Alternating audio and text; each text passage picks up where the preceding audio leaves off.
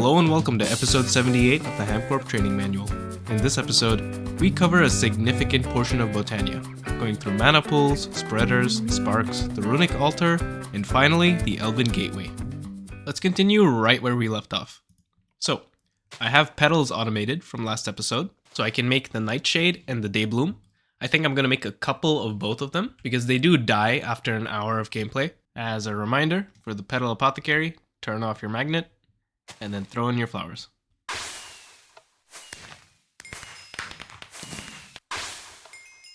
I currently need to wait for my petal supply to grow quite a bit, so I figured now is a nice time to just set up these flowers and then AFK for some time. I got a second nightshade and a second day bloom from the quest rewards, but the way this works is you set up a mana spreader.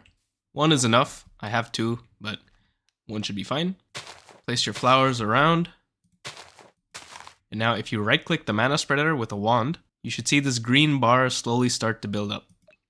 It only updates when you click, but that is the internal buffer of mana. In tech terms, that is basically magical EU building up inside of this cable. Kind of a cable. It's a bit of a weird cable. While holding the Wand of the Forest, you can also see that there's this green particle effect, and it's pointing that way. This right here, I believe, is the maximum range of the mana spreader. Basically, any mana sinks you place along this path will be connected to this mana spreader. So I'm going to use this diluted mana pool right here, and it has already started filling up. It does not have to be in a straight line. If, for example, this mana pool was over here or something, you can just shift right click the mana spreader, and then shift right click the mana pool. And then that will target it straight at the mana pool. As you can see, it's even tilted just a little bit. The mana spreader does not send out mana until there's enough in the buffer, probably for lag reasons I imagine. It won't send mana out unless there's a valid target. So this mana pool is going to take some time to fill up. My petal supply is going to take some time to fill up as well. So I'm just going to take a break and AFK for a bit. It's been a little bit. I now have a nice full pool of mana. It's time to start using some of this mana. The first things I want to make are a mana diamond using an exquisite diamond. You can also use regular diamonds, but not in the dilute mana pool. I also need to make some mana steel, which I will make with thaumium instead of steel, because it's a lot cheaper for mana. And of course, mana powder, which I mentioned last time. And for that, I'll be using thaumium dust. I guess now is a good time to actually say why I wanted to do Botania at all. It's a pretty minor reason, to be honest. My goal for Botania at the moment is simply to make Elf class. This is done in an Elven gateway, so still a bit of a ways to go, but that's where I'm going to be stopping. There is more to do after you get the Elven gateway, of course, but that's probably for later, because it's not really part of core progression, and I also want to do the other magic mods. Anyway, exquisite diamond. Into mana diamond. Now, this is going to take some time to fill up again. More waiting. Well, looks like my plants just died, so I need to make some more. But this was very good timing, because I just made my mana powder, which I can use to make endoflames. These are also mana generating flowers, but they're a little different. They don't die after an hour, which is very nice, but you do need to supply them with a fuel. Once I have my mana steel, I could continue along the main path. My end goal is here, the Alfheim quest, because once I have the Alfheim portal, I can make my Elf class. By the way, if you have an Everfull urn from Thaumcraft, this thing, I haven't done the research, but this is basically an infinite source of water, and it automatically will refill the petal apothecary, so it's probably worth making. Alright, I've made my 4 endoflames, and I had some blocks of coal coke in storage from, God knows, probably some ancient quest that I've forgotten about. And now I'm just going to place these endoflames around the spreader. I don't think I mentioned this before, by the way, but the spreader will take mana from any generators in a 1 block radius around it and start burning the stuff. All you have to do is throw it onto the flower, and after a second, it starts burning. Now, as you can see, this is filling up way faster. Mana steel, by the way, is one of the best materials in LV for making tools. Tend to have insanely high durability. Like, look at this, 512,000, and you can totally do this in LV. And just in time, because I need a bigger mana pool. This one is almost full. Once this is full and once this buffer is full, the endoflames are just going to be burning and not making mana, so that's not okay. Now this mana pool has a lot more capacity than the diluted one. Next up, we're going to get into alchemy, Botania's interpretation of alchemy. To do this, we need an alchemy catalyst. This needs an alchemical construct to make, as well as some brewing stands and a mana pearl, which is just an ender pearl in a mana pool. Once we have the alchemy catalyst, we can convert nether quartz into prismarine using a mana pool. The alchemy catalyst just needs to be placed below the mana pool to use this recipe instead of whatever you get when you put a nether quartz in a mana pool without this, which would be mana quartz. So using the alchemy catalyst or the conjuration catalyst will change what happens. Next up is infusion. Yep, Botania has its own infusion. This is called the runic altar. We do this in an infusion, but it's basically things we've seen before: mana pearl, mana steel, prismarine, living rock, and a runic matrix. The runic altar is very easy to make. It's not a multi-block, it's just a single block, so this should be quick. Next up, we need to make some terrasteel. This is done with the first multi-block. Technically, it's a very small one. The terrestrial agglomeration plate. Oh, fuck. This is gonna take some time. So there is another quest here called runes. It just wants me to make a bunch of these runes. And another one here that's related that is also just making runes. So by doing this smaller one, it's going to automatically finish the bigger one because it's a subset. So I'm just gonna do this. And these runes are all made in the runic altar. So let me grab some stuff for an example. Let's do this one, the rune of air, and I'll show you how the runic altar works. After that, I'm going to try and make as many of these runes as I can before I inevitably run into some kind of roadblock. Now, to operate the runic altar, let's consider the recipe for the rune of air. So I just need to place these 5 items on the runic altar. You can right-click them onto the altar, and you get a sound effect when there's a valid recipe like this. I then need to place a living rock block on it, like so, and supply it with some mana. To do this, I have a mana spreader here, which I'm going to place right next to my mana pool. I just picked up the living rock. But anyway, I'm going to pick this up, bind this to the runic altar. Oops, it didn't work in that spot for some reason, but I moved it and now it works. And now you can see a little progress circle starting to fill. And here's a little animation, and I just need to right click with the wand. Now we get the runes of air. I would love to automate this, but I truly have no idea how. But I'm no stranger to grind, so I am going to bust these out. Hopefully there are no issues. You do need titanium for these sinful runes, they're called. The rune of pride, envy, wrath, sloth, greed, and gluttony, and lust. There are some more annoying things as well, like I need cakes for some things, and I need to use runes to make higher tier runes. This is going to be such a pain. This is going to take a long time. This is a lot of mana I need to accumulate. I'll be back in... fuck, I don't know.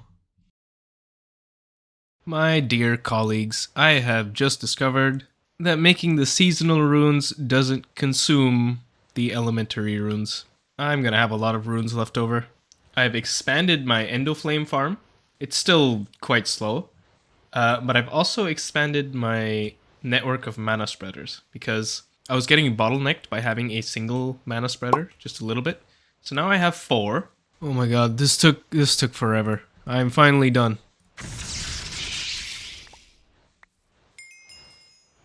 Oh man, fuck. Okay, now to make the terrestrial agglomeration plate, I'm gonna need another runic altar because this is an infusion, like a Thaumcraft infusion. Holy shit, I need a lot of pedestals. Can I even encode this recipe into a pattern? This might be too many items. It just barely fits. There's 1 free slot. I guess you could compress some of these, like the living rock can stack with this living rock, but this is a huge recipe. Overall, it's actually just an infusion, so it's not too crazy. It's just how many pedestals do I need? That's 24 pedestals on the outside plus the one in the middle. This must be like the most number of items in any single infusion, right? Surely, like Okay, I just got done upgrading my infusion altar. So now it has 24 pedestals. I had to add some more storage buses, some more cables. Now let's get this pattern in there. Ah, shit. Oh, this is annoying. Okay, well, I am going to need a second infusion altar if I truly want to fully automate this. The catalyst for the terrestrial agglomeration plate is a runic altar. But a runic altar is made in the same place, so it's just going to get sucked out as soon as it's put back in. So that's a little annoying. But I can't imagine I'm going to be making that many of these, so I guess it's okay. Worst case, I will just make a second infusion altar. Alright, I have my agglomeration plate at long last. Why is it so low in my hand? The fuck? Anyway. To actually finish the quest, I need to make a single terrasteel ingot, but I'm going to make 8 because I'm going to need 8 for the Alfheim portal, I believe. So I also need some living rock and some lapis blocks to actually make the multi-block. I need to find a better system of transporting mana because this is very chaotic.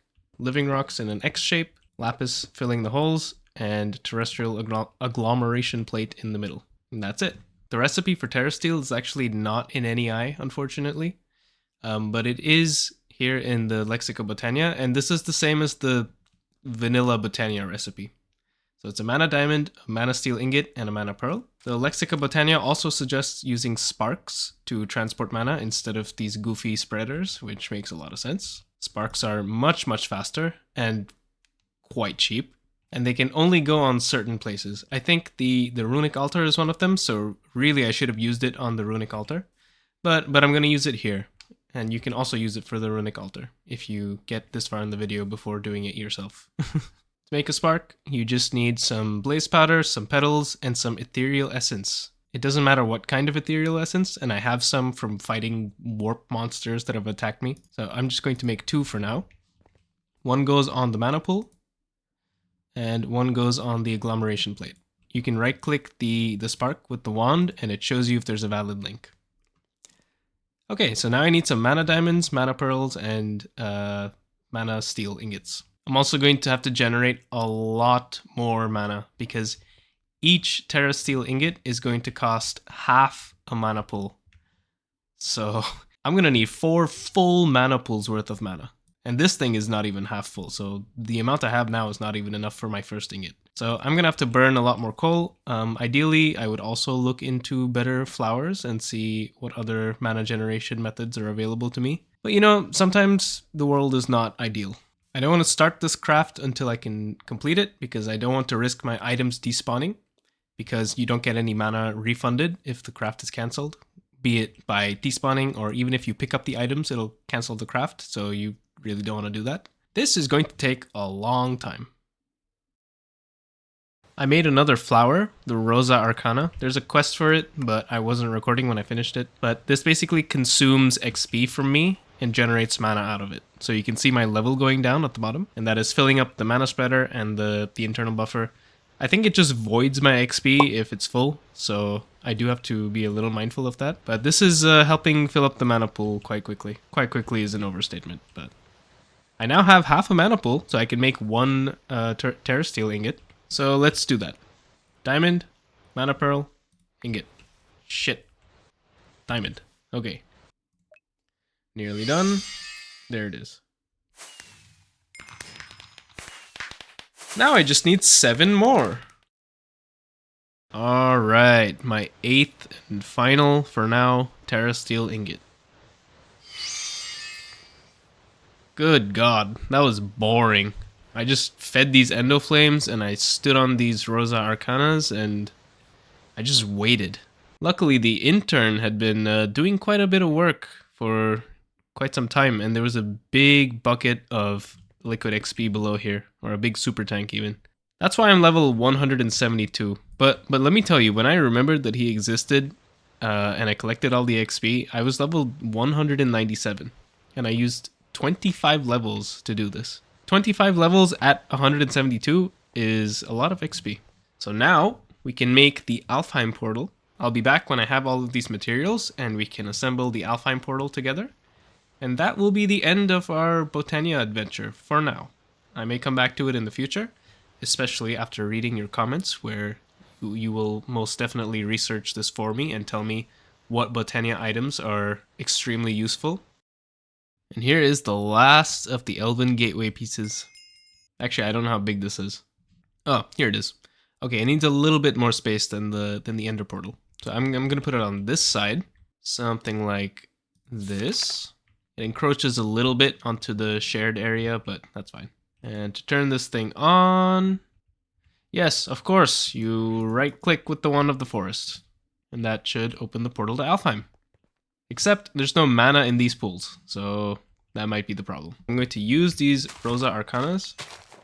I'm gonna set up a little standing station here for me, and then I can just stand here, AFK for a bit, let these mana pools fill up a little bit, and then open the portal.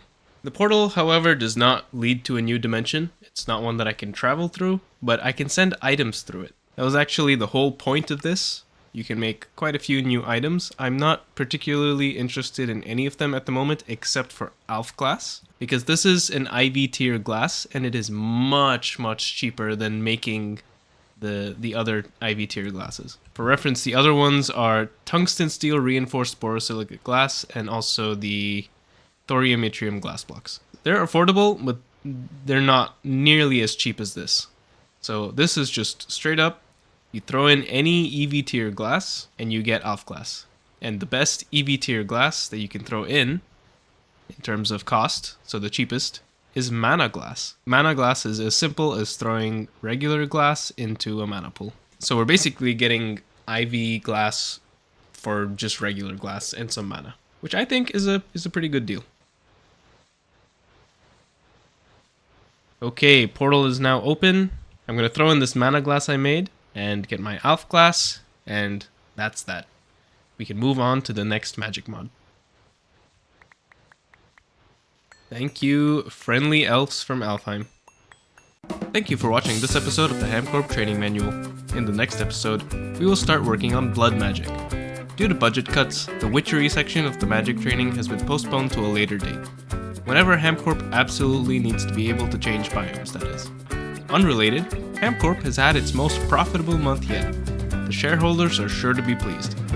We will hear from them on the 15th of March. See you next time.